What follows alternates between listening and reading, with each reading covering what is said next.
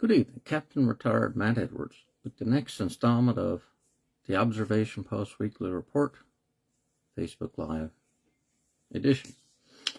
I also posted to YouTube later after I downloaded it the next day, and I was kind of getting tongue-tied, so I threw that in there. Anyway, I'm going to see how it's going. I haven't been feeling the best the last few days. It's like pain in my teeth and cheek and headache and whatever. And I think it might be related to the sensitive teeth I have, or maybe I think I might have rheumatoid, psoriatic arthritis, because I've got psoriasis my whole life.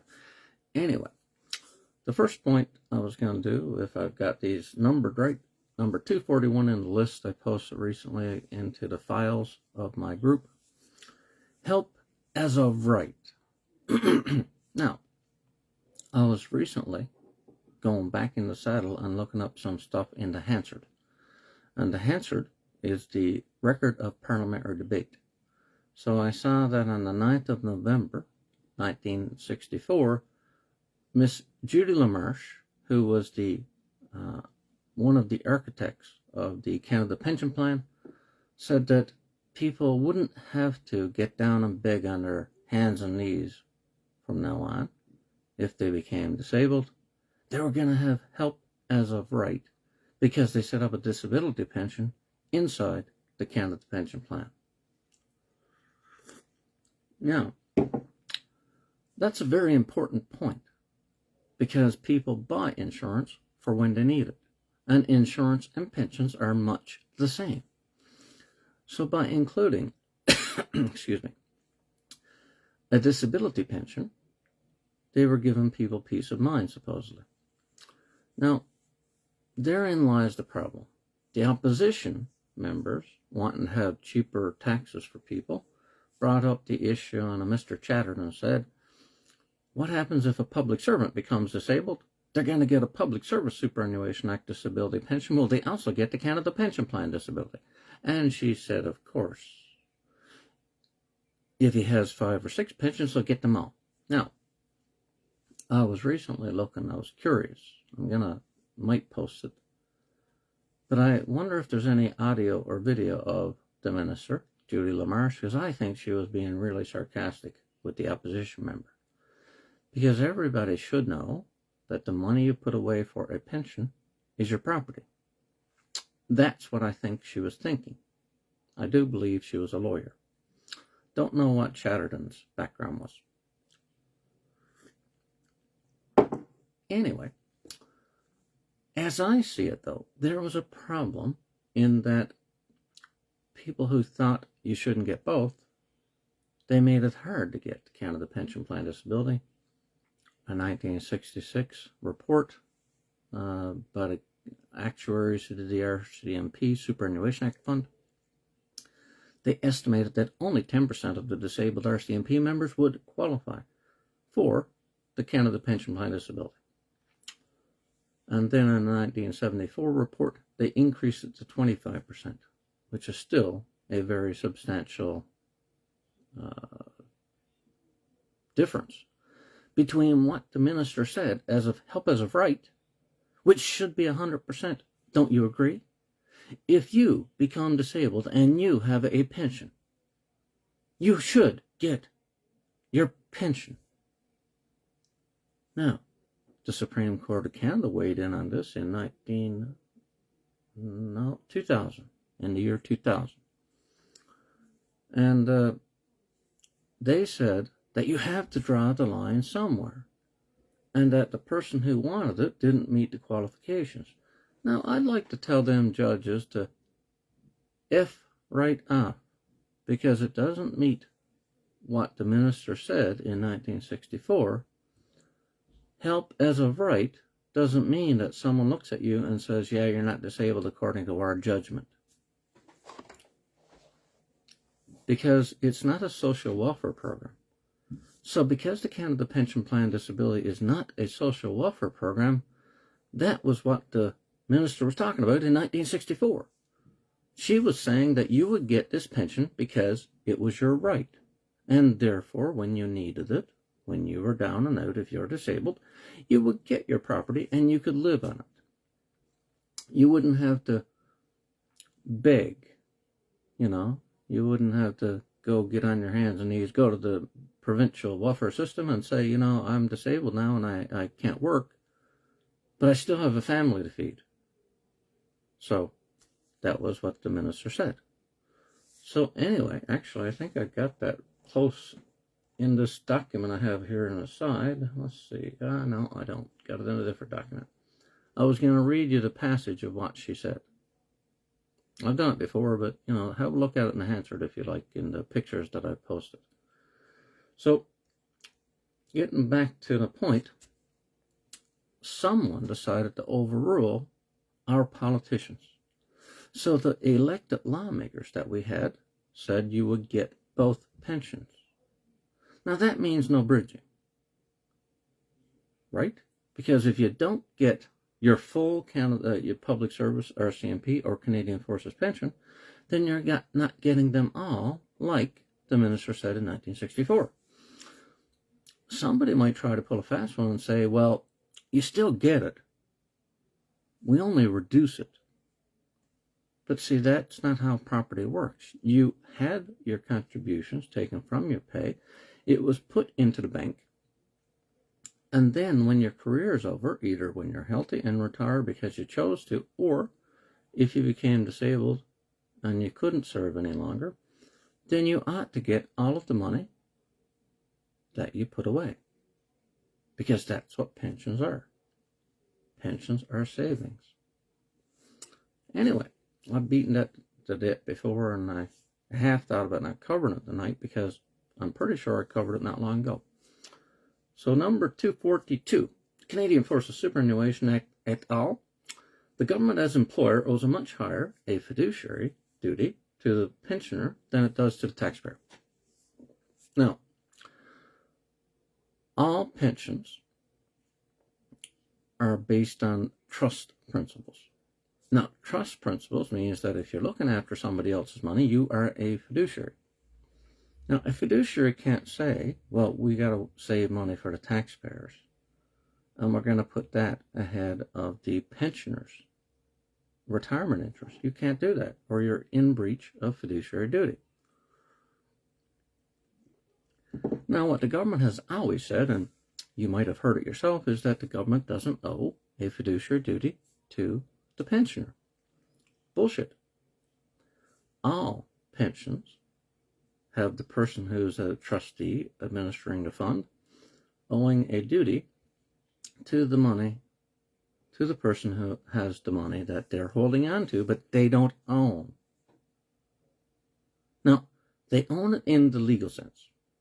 A Supreme Court of Canada decision said that the trustee or the employer, whoever's looking after the pension fund, owns the pension legally. But equitably, the pensioner owns the money.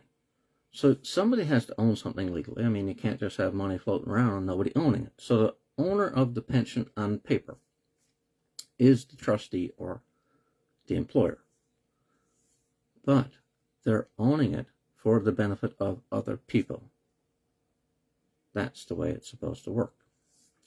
Now, it really rots me. I'm trying not to curse as much.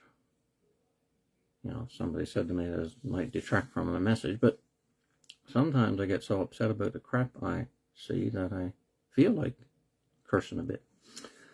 So anyway, the thing is that the government, and even you guys might think that the Public Service, RCMP, and the Canadian Forces Superannuation Acts are public pensions and therefore, you know, public law, so therefore they owe a duty to the taxpayers. Nope, that's not how it works. Pensions are property. Pensions, as part of property, belong to the province's jurisdiction. It's actually part of your pay. So instead of giving you all of your pay at the time you earn it, they give you some at a later date when you retire. Therefore, it's in relation to your service that you're getting the money, much later than you actually served, and that makes the government as employer, you know, that's their duty to pay the pension. And the taxpayer, well, once the employer-employee relationship, I mean, if you're in the union, like my wife is on strike right now because she's part of the federal government, and the federal government screws over the workers all the time. But they have an employment contract called a collective agreement. Now, pensions are not part of the collective agreement, but in other jobs in private sector, pensions are often negotiated, and you might have a contract or a trust fund. But when you're getting services from the employee and you're paying them salary, either delayed in the form of a pension or immediately when you give them pay every 2 weeks, they earned it. It's not the taxpayer's business. It's just part of salary. So why would people even think that the taxpayer has an interest in the pension? They have none. Zero. Now, I'm sure people are thinking, Matt, what about that Supreme Court of Canada case where the union took the government to court and the government was allowed to take the actuary surplus because they owned it? Well, technically, legally owned it, remember? They owned it, and the courts let them get away with stealing the actuarial surplus. Now, why I say stealing is that actuarial surpluses and actuarial deficits come and go. It depends on who does it, what the factors they put into it, and contribution rates and a whole bunch of other stuff. So they might have an actuarial surplus now, and in a couple of years they might have a deficit. That's why you should leave it, and I'm struggling not to curse, the hell alone. You don't take it out when you have a surplus because you might have a deficit later. You're supposed to leave it there because pensions are long-term programs. You can't, say, oh my God, we got a surplus, let's take it. Let's take it out and use it and knock down the taxes, knock down the debt because they applied it to the debt. Which is good, but they stole our money to do it. Now, point number 243. Clawbacks and other means are the opposite of insurance, which is supposed to give peace of mind. Now, you buy insurance to get peace of mind, and that's what you call a psychological benefit. If you work for your employer and you get money, that's not a psychological benefit, that's a real benefit. But when you pay money for an insurance that you might never need, you buy it in case something happens. So that's what's called peace of mind. Now, if you buy house insurance, it's for peace of mind if something happens to your house. If you buy a boat or automobile, that's just in case your money, your property, gets lost. But if you buy long-term disability insurance, you're trying to protect you and your family against the worst. If you become disabled, then you cannot work. Now, as I'm talking, because I don't have a script, I'm reminded of the father of insurance in the United States. And he called people who become disabled, and I'll remember his name later, the living dead. And the living dead is, well, you're still alive, but you're disabled and can't work, so you can't produce an income. But you're still alive, so you're consuming money, things, food, a place to live. So living death is worse than simply dying because you're still around and you're sucking money into, keeping you alive. Now, the thing about it is that clawbacks eliminate, sometimes anyway, they eliminate the insurance that is supposed to give you peace of mind. So they're playing a very dangerous game because clawbacks eliminate, the word that pops into mind is vitiate, but I think it means the same thing as void, the purpose you bought the insurance. So I'll use the Dennis Manuge class action as an example. There were zero-sum veterans who had too high of a pension, so they got zero, so they called them zero-sum, So they were zero-sum veterans because they had too big a pension, and therefore the people at Manuge COLA and the government of Canada said, sorry, but you make too much, and therefore your payment of insurance won't happen. Now, some people might think that's fair to the taxpayer because it saves money, but it's against insurance principles because they took the premium to cover the risk. And if you take the premium in order to cover the risk, then you had to pay when the risk happens. That's the way insurance works. There was a case about the Canada Pension Plan Disability, Sarvanis, Supreme Court of Canada, 2002.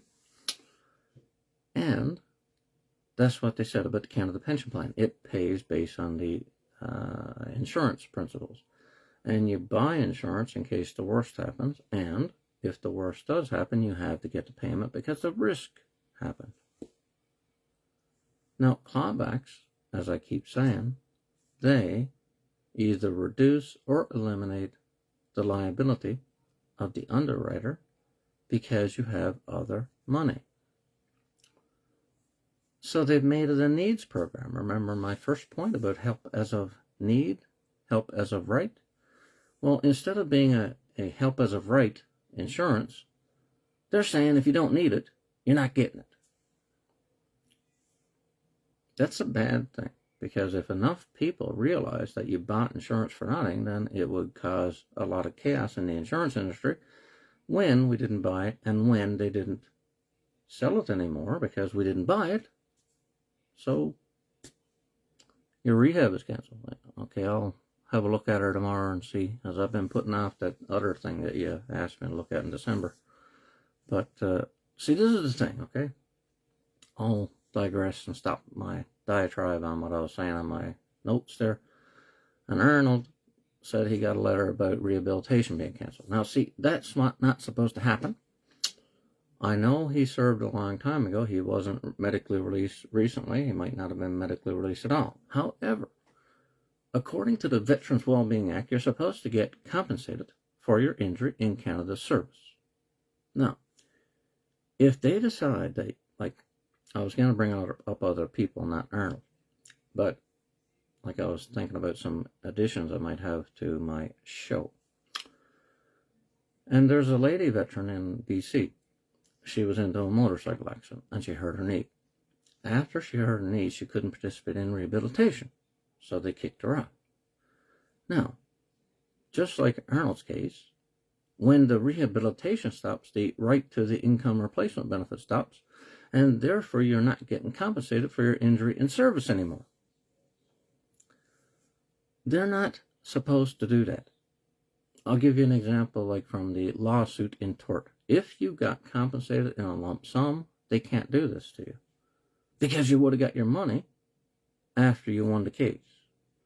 So by having it in a rehabilitation program, which is bullshit, by the way, they're trying to make you normal again so that you can participate in the workforce and not be a drag on society anymore. So it's sort of like welfare. So the government seems to think that this is a form of social assistance. And as such, it's their duty to get you off. This is ridiculous. Now, I will go back to my thing, and I'll get back to you later on this one. The thing about all this stuff is a lot of people don't understand that this is not a benefit you're getting. Like, I had that idea in my head recently, because people who get the Canada Pension Plan Disability, you're not getting a benefit, you paid for it. If you sued someone and you got money for the injury, you're not getting a benefit. You got injured and you're getting the balances of, they're balancing the scales of justice and making you a payment to, make you whole as much as money can. Now, somehow over the years, the government has made this, have gotten the idea that the common law doesn't matter anymore. So the Borelli versus Flanagan 1973 case, Ontario Court of Appeal. The judge said words to the effect that, I don't know of any equitable principle that would allow a person's insurance or pensions to reduce the amount of damages that the person who is the perpetrator who caused the victim to become disabled. There's no fair way to take into account a person's property to save the jerk who put the person in a wheelchair. It's just not possible. Okay, I'll keep rambling on without much.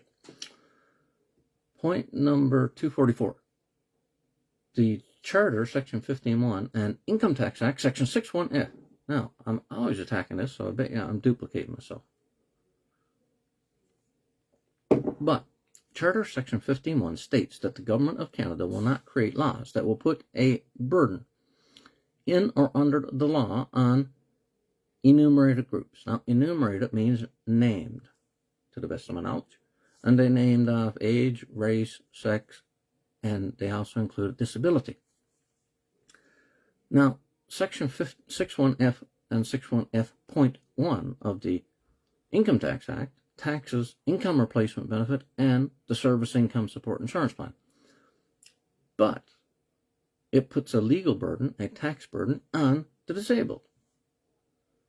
Now, you're not supposed to keep a law in keeping with the Charter, you're not supposed to create a law which you oppress certain groups to make it better for all of the normal people, which is why you shouldn't have clawbacks, which is a form of taxation.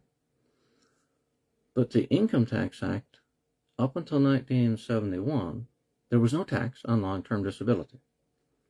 Now, was that right? The government didn't think so, or would have left it alone. But they didn't start taxing life insurance, and life and disability insurance are two sides of the same coin. Okay? If you die, you're dead, you get life insurance. It goes to somebody else, but it's not taxed. If you become disabled from 1917 to 1971, it wasn't taxed. Across the board, it wasn't taxed. But in 1971, the government, I don't know if Parliament debated it, or if they simply put it into the law, because the Income Tax Act is a very technical act. So it might have been some technocrat that decided to do it.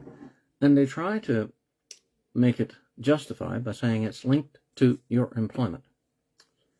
And what they do is they say if you don't have your employer pay any part of the premium, it's tax-free. But if the employer pays any part of the premium, it's taxable. But they're ignoring the common law, because Perry versus Cleaver in 1969, that very question came up about who contributed to a disability pension. And they said that because the person didn't pay any money into the pension, well, the employer did it because he served the employer, and service has value. Nobody can tell you that your service has no value, or you would be rightfully upset and smack them upside the head. Okay? If you serve somebody, oftentimes you agree to a sum of money in a contract. It is not then open to say, oh, we paid you too much, after you negotiated the contract term of salary. It's absurd. 1944 Supreme Court of Canada case. It's just common sense, too. Anyway, 245. No external appeal on the income replacement benefit. Now, this could come up with the rehabilitation getting canceled on early. So they would say he should file a first level review, and then after they deny it, because they're going to cover their own backs, they're going to have, say, a second level of review, and then after the second level of review, there is no Veterans Review and Appeal Board, as much as that is a very flawed process. The only resort then is to go to court. Now, if you listen to some people, and I think including the Veterans Ombudsman, they would think that you have to exhaust your appeal process before you can go to court. I don't think that applies, because in a 1979 case, they said that the exhaustion of appeals doctrine doesn't apply to Canada. Okay? Now, things might have changed since 1979 and that Supreme Court of Canada case, but the fact of the matter is that these are internal reviews. There is no natural justice or fundamental justice because you don't have an independent arbitrator.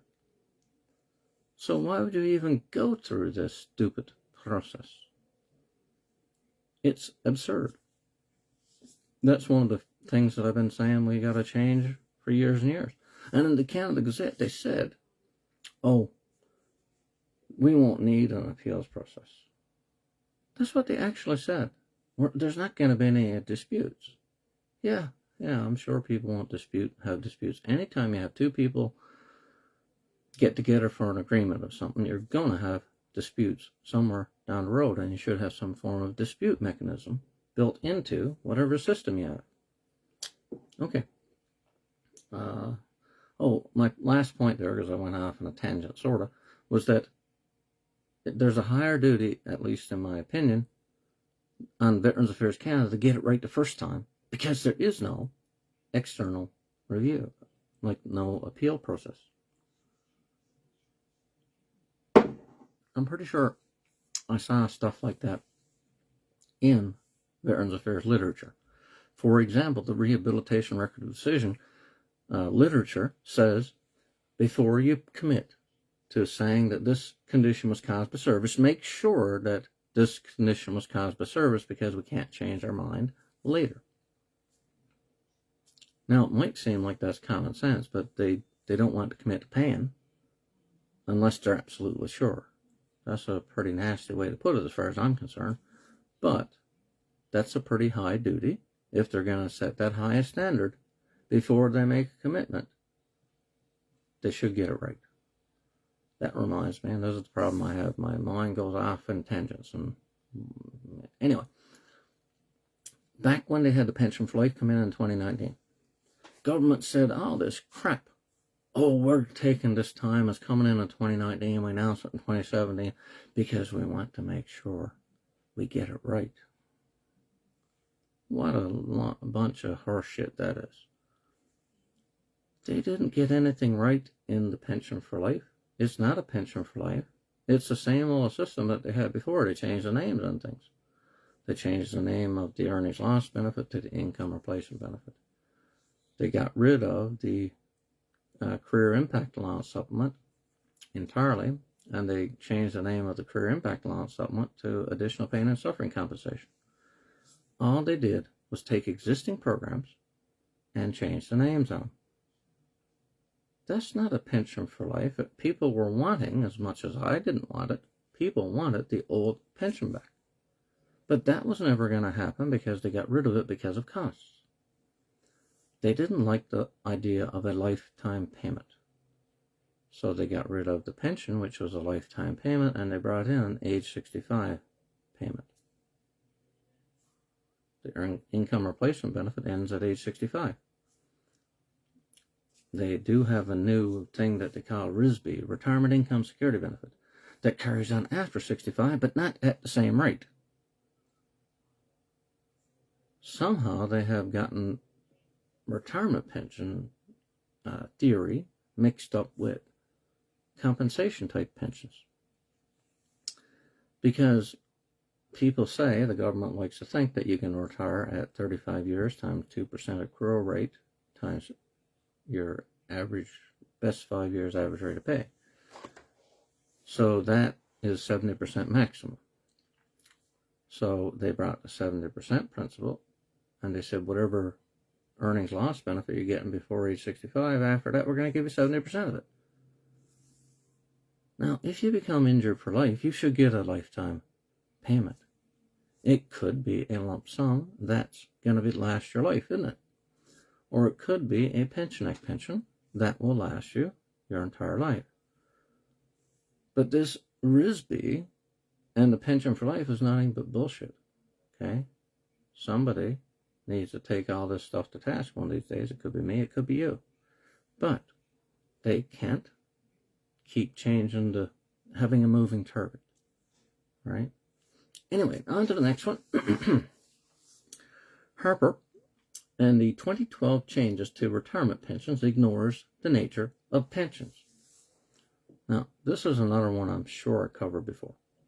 In 2012, I'm sure with the advice of idiots in the government, people were saying that the older pension is such a generous pension. The Canadian Forces, the Public Service, the RCMP Superannuation Act pensions are very generous pensions. Nobody else gets a good pension like that, hardly.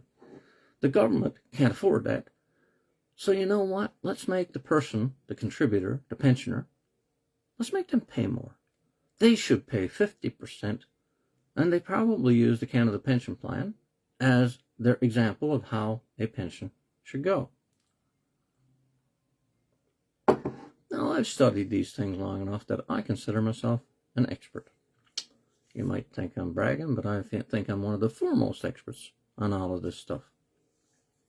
The Canada Pension Plan is a contributory pension, yes, but it's a multi-employer pension. All of the employers in Canada have it, so you could move from one job to another job, and that's where the difference between a single employer pension comes in. So if you're with the military or the RCMP or the public service your entire career, you only had a single employer. So all of this only like looking at the cash and 50-50 and all that can't come into play. Because like the IBM versus Waterman Supreme Court of Canada 2013, IBM paid 100% of the contributions towards the pension. Now, even though they paid it, the Supreme Court of Canada said that Mr. Waterman earned it. Now think about that in terms of Harper and the 50-50 thing. Whatever the soldier, public servant, RCMP member earned, and then they deduct, that was earned by the soldier, employee, or cop. But whatever the employer contributes to the pension was also earned. So they're getting it, as I said before in one of them other points, they're getting the idea that the taxpayer has an interest. Because, for example, the government paid $3.78 for every dollar that the Canadian Forces member paid into the pensions. So that looks like there's a huge imbalance to them, that somebody's getting a very generous pension. But here's my take on it. Because service has value, there shouldn't be any contribution deducted from pay. So the government's stealing people's money by making this, because after that IBM case, and I'm trying to be careful because I'm going to get it mixed up, I think. The thought was that there was two types of pensions. There was a non-contributory pension where the employee did not contribute, and all of the payments were made by the employer. Then there's a contributory pension in which there's a split between the employer and the employee. But you see, where the payments made on behalf of the employee are the employee's, not the employer's payment, then there's no need to say there's two types of pensions anymore, is there? Because if you take the money from the employee, he paid it. And if the employer pays it on behalf of the employee, then the employee paid it. See? That's reality. But the government is operating as if pensions are still gratuitously given, which is the old theory of pensions that went out decades ago. So everybody thinks that the government's giving you a benefit that you didn't earn. Again, back to that point about help as of right, help as of need, again. Because it's not as bad as all the stuff with the people in a delusional world like Marjorie Taylor Greene and all them, and the Trump saying he won the election. But it's a variation on that. They're gaslighting us. They're telling us that we're getting a pension that we didn't earn, which is back to that 1944 Supreme Court of Canada case. King, I believe, is the name of the case. When you can't say to a person after you negotiated their salary with them and then you signed a deal, you can't then say later that you gave them too much. You had a chance at the negotiating table to not give them the money that you agreed to. So it's sour grapes to say that you pay them too much or they're getting a generous pension. That drove me up the wall so much I tried to call a fellow who said it. He lost the election in 2015 in Edmonton. Laurie, I think his name is. Anyway, the point is that this kind of thinking, I mean, as I said to, I believe, the Deputy Minister, the Special Assistant to the Veterans Affairs Deputy Minister, I said, Bruno, don't you think it's better for your psychological health for people to know they're getting something they earned instead of having somebody say you're getting this given to you by the government? Think about it. You're getting what you earned. You earned that pension. You earned that salary. You earned all of these things. And when someone gives you what you earned, they can't look at it and pat themselves on the back and say, look at what I gave you. You earned it. I mean, I don't understand how people, like, it's about personal responsibility. The Canada Pension Plan was set up, for example, to be an entirely self-funded contributory pension. So the employer pays 50% on behalf of the employee has 50% deducted from pay on his own behalf, and the employer remits 100% of it, but it's all the employee's money. Now, that might seem weird, but look at what happens if you're self-employed. They require both halves of the payment, and you don't get double the pension. That proves what I'm saying. That's also that case from Gornowski in 2000, in the year 2000. Okay, I think I got that covered. Number 247, I'm pretty sure I did this one before. I got a bit tired before I came on. I tried to have a nap. But I was going to come down and try to review my notes here to make sure I didn't have things that I've done before. Now, the Manuge cost of living allowance, 78% solution, is absurd. Why do I say it's absurd? They told, I have it from the horse's mouth, this is not hearsay, Dennis Manuge told me, I said, why did you accept 78% on the dollar? He said, well, the lawyers at McInnes Cooper told me that you can't always get 100% of your losses when you sue someone. But this is the inflation factor for disabled veterans. You can't tell me that they shouldn't have got more than 100%, not less.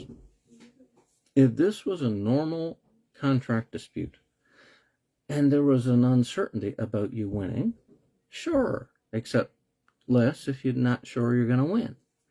But the cost of living allowance settlement was after they had won the main case. So there was no doubt that they would have won this. So they should have gotten more. And, as an example, trying to remember, there's two cases. Fiddler versus Sun Life, 2005, and another one I can't remember from 2003. And that was about punitive damages in the case of insurance, and insurance about being peace of mind. And when you buy an insurance to get psychological peace of mind and somebody breaches it, then they can be required to pay more in punitive damages because it's not related to the damages. It's meant to serve as a lesson to other people because cases are open to the public, right? They don't have these cases in secret and not tell people about them. So when a case results in punitive damages, it's supposed to send a message to society, don't do this again. Now, the fact of the matter, the facts of that case was there was a person's house burnt down. It was house insurance. The insurer suspected arson, but had no proof. So they delayed, confused, did everything in their power not to make the payment for the house, and the people went bankrupt. So after they won the case, the judge said this was reprehensible behavior and gave them 3 times as much money as the house was worth. So they got their house value that the insurance was supposed to cover. But to send a message to society that this isn't right, you're not supposed to play it. You have so much power over the person who's suffered the loss. That don't do this. Treat these people fairly. If you have no proof that they burnt it down, if you had proof that they burnt it down, you should have called the cops. But if you have no proof that the house was burnt down by the people to get the insurance money, then don't try to delay the payment and put them in a world of hurt. Wouldn't you agree?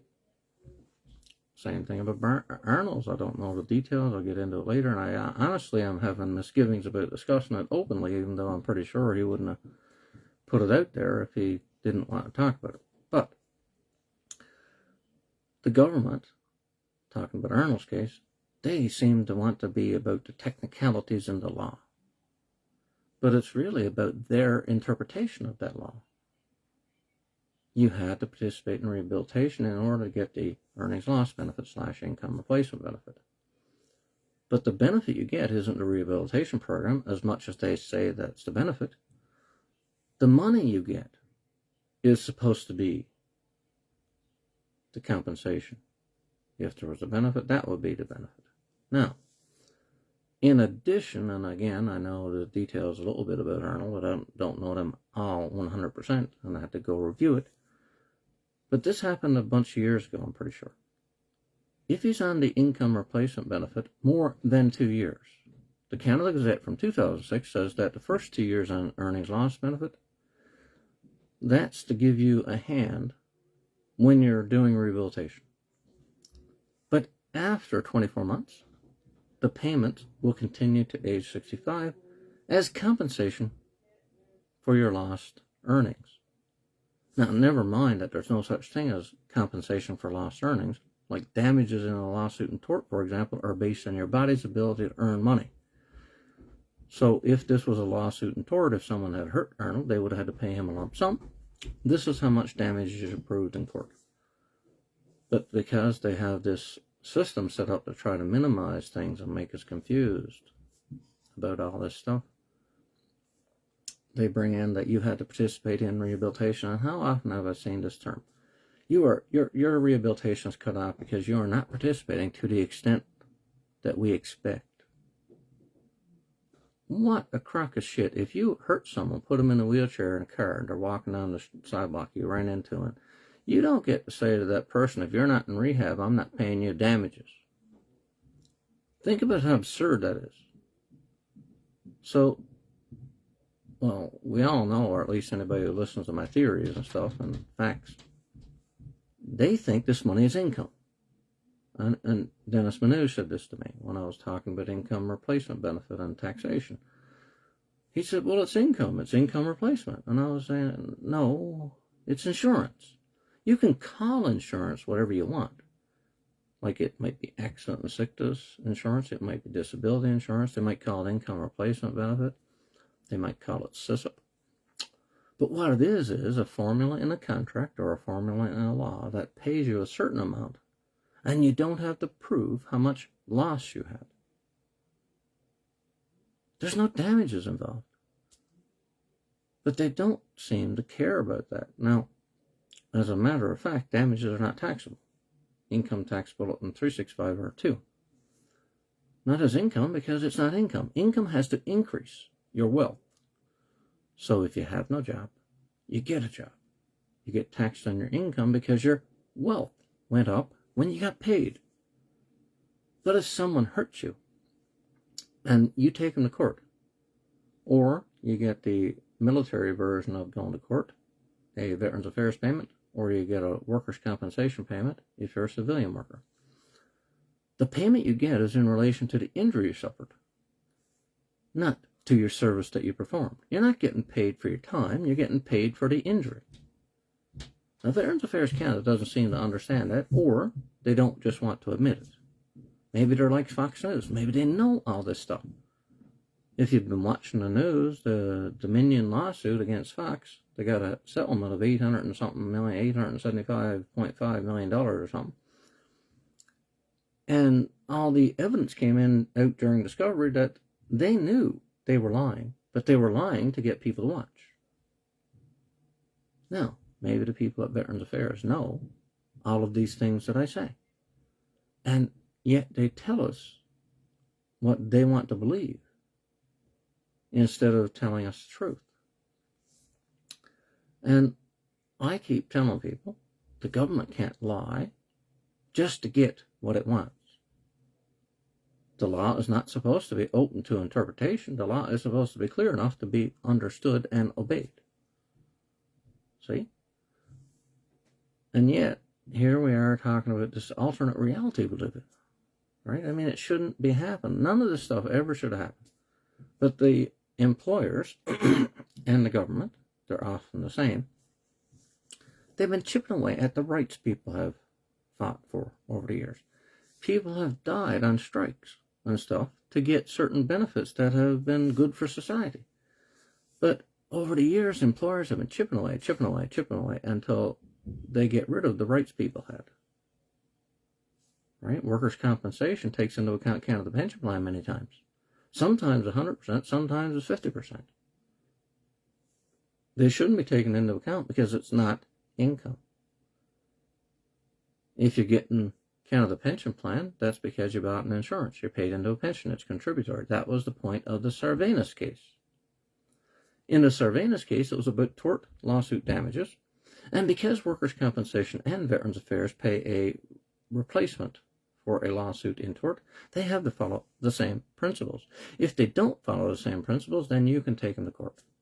Okay?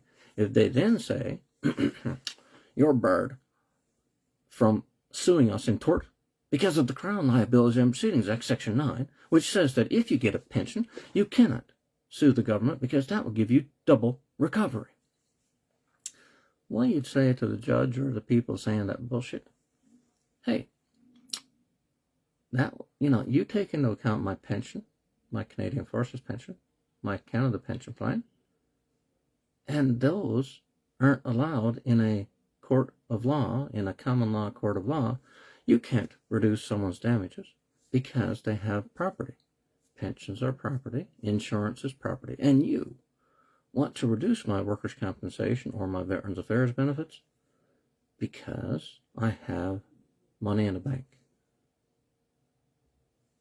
So you have violated the merited principles of workers' compensation, and that was meant to replace a lawsuit against the employer. So because you broke the agreement, then I'll see you in court.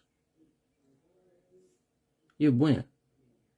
Because they're not allowed to subsidize the employer by taking into account other things. The case in New Brunswick in 2012 had to count the pension plan retirement. They had to pay $9 million back to people on workers' compensation because they were getting counted the pension plan retirement after age 65, and they said that wasn't following the merited principles. Now, that was an opportunity, at least in my expert opinion.